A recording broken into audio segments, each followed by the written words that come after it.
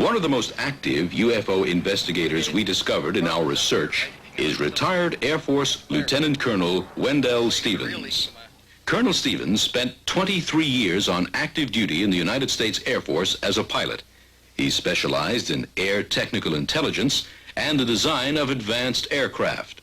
He was a graduate of the Army Air Corps First Test Pilot School and at the age of 20 was a project officer on the P-47 fighter plane. During World War II, he flew in combat and was a test pilot. Colonel Stevens is still an active pilot.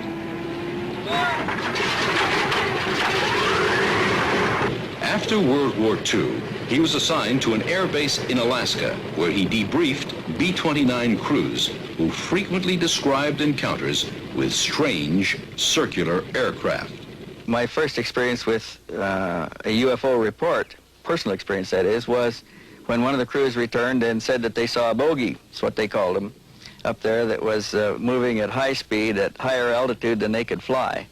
And the crews later, I found out that they often referred to them as enemy aircraft or Russian aircraft, but usually bogies. And they tried to describe it, but it moved at faster speeds than anything we had. We didn't have jet airplanes then. Later we measured one that was flying 7,000 miles an hour, measured it on radar.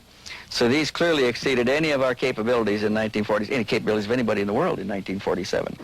On an average of about twice a month, I would get some kind of a UFO report, and they would see these circular craft, sometimes close, sometimes far, sometimes more than one.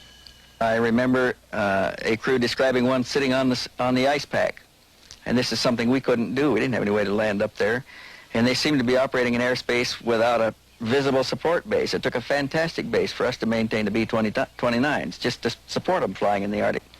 I even had one crew describe one that they saw underwater that surfaced, rose off the water, and flew away. Now, this clearly exceeded any design capabilities that we knew of in the world.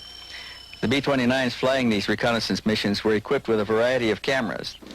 At various times, they got pictures of these UFOs seen in the Arctic airspace on various of the cameras and sometimes on all of the cameras. At least this is what they reported.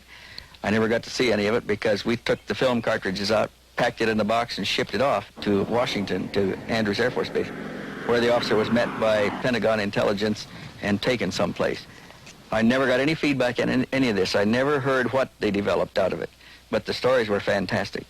This formally classified letter, written by General Nathan Twining, was the result of numerous UFO sightings by Air Force pilots such as Colonel Stevens described. Concerning flying disc reports, General Twining states, and we quote, "The phenomenon reported is something real and not visionary or fictitious. There are objects, probably approximately the shape of a disc, of such appreciable size as to appear to be as large as man-made aircraft.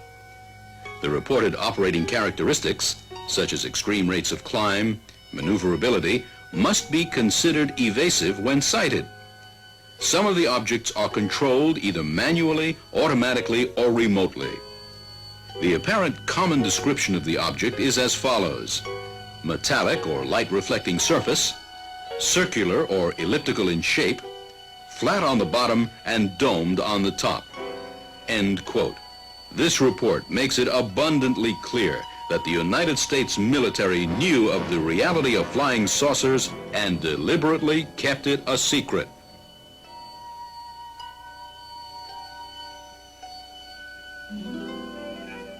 Colonel Stevens went on to tell us about two other experiences with UFOs while he was on active duty with the U.S. Air Force.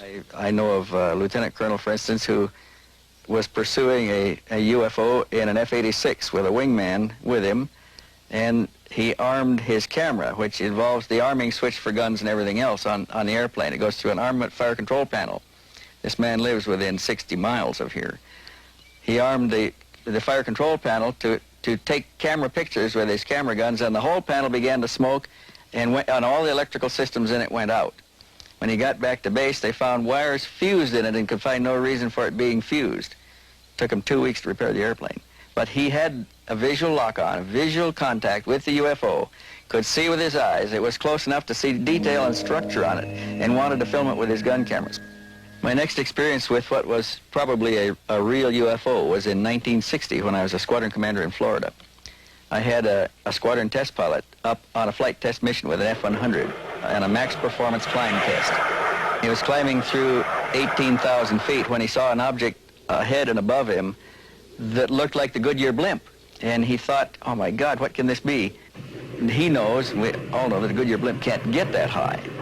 He went into afterburner to catch up to it, and he began to close momentarily on the thing, and then it began to only pace it, and then it speeded up and just walked away from him, climbing away at a steep angle above him in an F-100 in afterburner, climbing at max speed. That's the fastest airplane we got at the time. He last saw it speeding away from him above 33,000 feet. There's no way in the world any blimp can get up there. And he came back and he told me about this experience. He was white. It was a traumatic thing because he realized, everybody would realize under the conditions, it's something unearthly.